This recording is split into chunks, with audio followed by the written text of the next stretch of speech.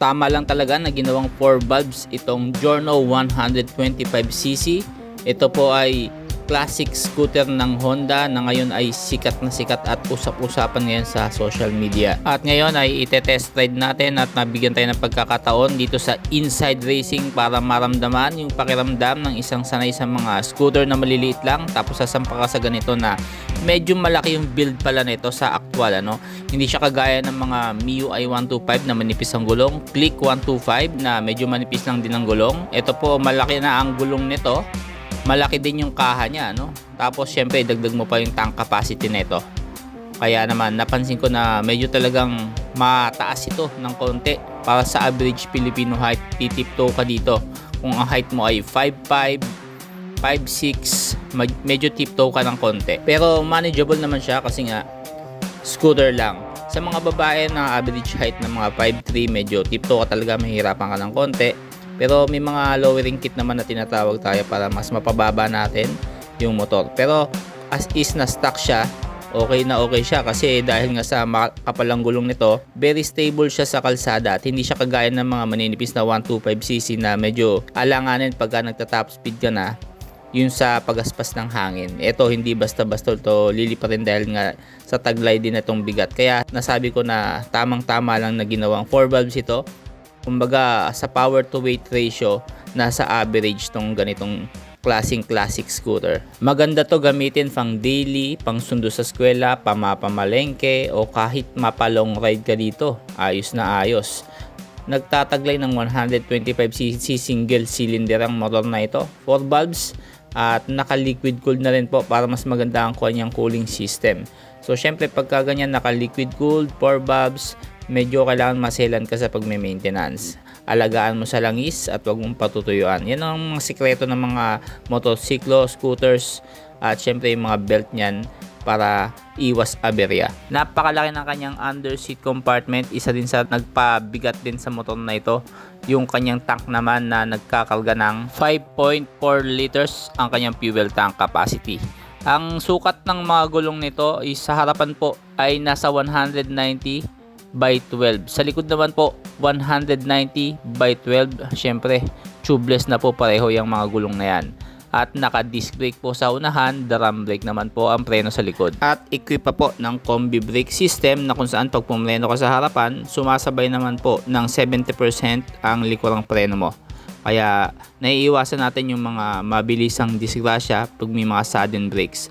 Maganda yan, hindi mo na kailangan pumiga ng sabay para mapagsabay ang preno. Keyless na rin ang kanyang susian kaya hindi mo na kailangan yung mga traditional pa na susi na madaling pakialaman o tungkabin ng mga masasamang loob. Dito may answer back key pa kung sakaling pare-parehas kayong Giorno sa parkingan. Pindutin mo lang yung answer back key, malalaman mo na kung anong scooter ang sa'yo. Panalo ka na dito sa halagang 101,900. Syempre sa mga kasa nagre-range siya ng mga 105,000, no? Siyempre kasama pa yung mga insurance. Sa presyong yan hindi ka nalugi. Pagdating naman sa mga classic scooter dito sa Pilipinas, alam niyo naman ang nangunguna dyan, Vespa, Lambretta, yung mga high-end na classic scooter ang mamahal niyan. Pero sa ganitong presyo, sa tingin ko halos pantay lang ng mga 125cc ng Vespa, no? Sa pangalan lang po nagpapamahal ang presyo, pero sa paggamit, sa design at syempre sa kalidad din ng makina, hindi mo matatawaran ng Honda. Pagdating sa engine reliability at sa after sales support, well, sa Pilipinas po nangunguna ang Honda para sa kaalaman nyo lang po. At ang Vespa po napakabihira po ng mga pyesa at ang mamahal pa.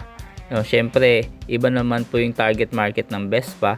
Syempre, para sa atin ng mga budget meal, gusto yung mga classic scooter na hindi naman medyo outdated. Syempre, dito ko na sa bago. Ang Giorno Plus 125cc 4 valves 125cc liquid cooled. Napakagandang offer ng Honda to para sa atin.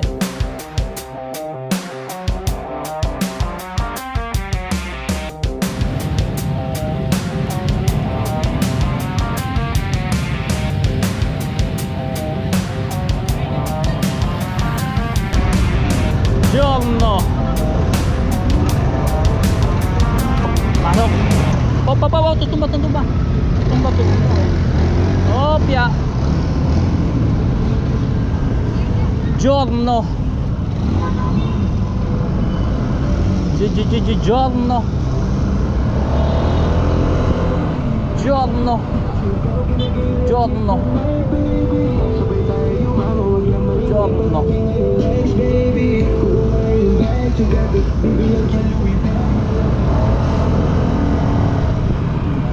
Mabilis. Mabilis to. Mabilis to. Action control. Mabilis to, mabilis. Isa pa.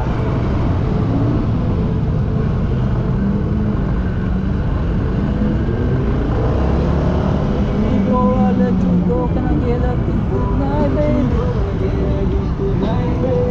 Before I let you go, can you kiss good night, baby?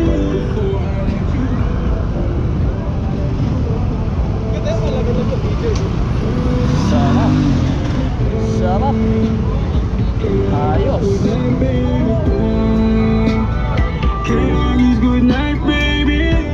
Ayos, ayos. Ganda, ganda. Napakaganda. Giorno. 4 valves na boss, no?